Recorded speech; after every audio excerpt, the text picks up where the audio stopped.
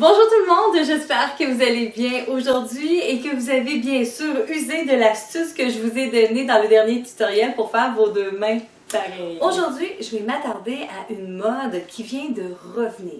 Lorsque je dis revenir, c'est que les techniciennes en pose d'ongles comme moi qui cumulent plus de 15-20 ans d'expérience, on a vu bien sûr la naissance de mode, on les a vus partir et on les voit bien sûr revenir. Avant de passer à mon tutoriel de fond marin, j'aimerais pouvoir vous parler un petit peu des prothèses aquarium. Vous n'êtes pas sans savoir que cette magnifique mode nous vient de nos voisins, les Asiatiques. Et lorsqu'on parle asiatique, bien entendu, on parle de technique acrylique.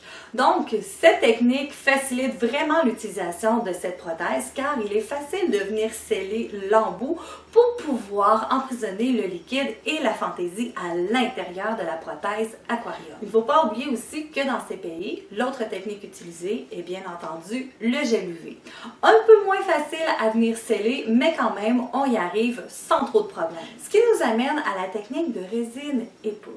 Cette technique est vraiment une technique qui est utilisée ici au Québec. Je ne dis pas que c'est impossible de sceller l'embout de la prothèse aquarium avec la technique résine et poudre, mais je vais vous dire sincèrement par expérience, elle nous occasionne quelque peu des casse-têtes. Quand la première vague de cette mode est arrivée, comme tout le monde, bien sûr, je suis tombée sous le charme des prothèses aquarium. De voir les petites fantaisies à l'intérieur bouger, c'était magnifique.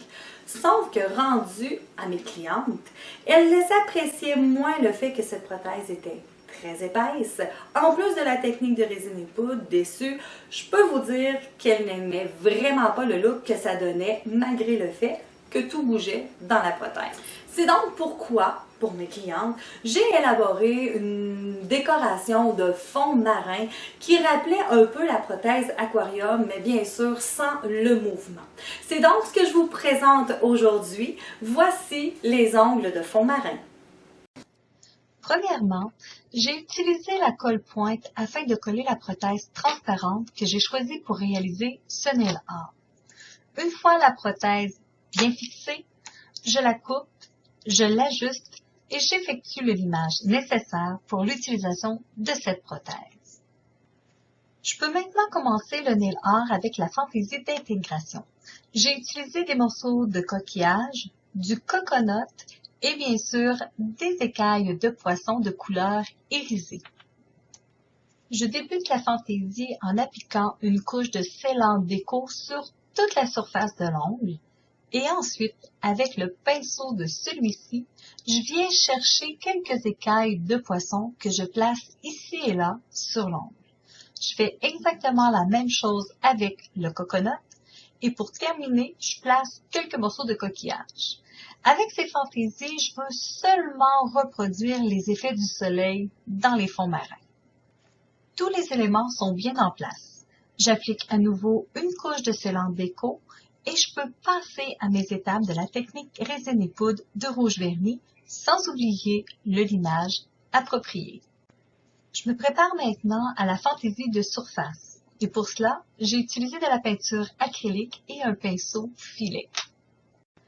Regardez bien, je viens chercher de la peinture verte pâle et sur la palette d'artiste, j'en retire un peu et immédiatement, je viens chercher de la peinture verte foncée uniquement sur le bout du pinceau et je retire également l'excédent de peinture. Je suis maintenant prête à venir dessiner quelques algues des fonds marins.